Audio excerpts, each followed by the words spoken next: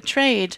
We have addressed this. I talked to the American president about this and had in-depth discussions. The French president did that as well. The European Commission is active. There is a joint working group.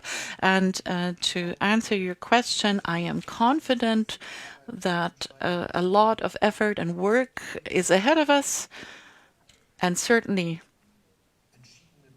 it will require many decisive discussions and determined discussions, but in the end we will find a solution that satisfies all of us, the US and the European Union and its member states. Markus Preis, ARD. Federal Chancellor, could you please talk in more detail about what you learned from Serbia? You said you made it clear that all states need to support sanctions. Mr. Vučić knew this beforehand. Did you get an answer whether he will do so? And if he doesn't comply, does this have any consequences?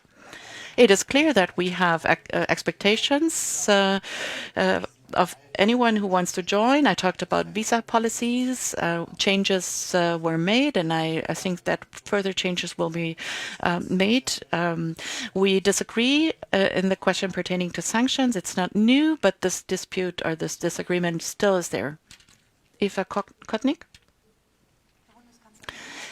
Federal Chancellor, allow me to ask a follow-up question regarding your meeting with the French President and the Dutch Prime Minister.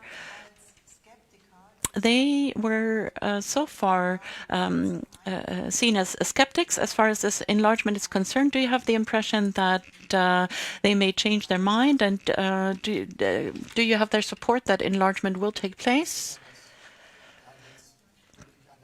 I'm confident that we're seeing a very integrative movement, and the skepticism that was formulated a few years ago by many member states has changed or mutated, if you will, into a willingness to actively promote this process and to tackle the issues at hand.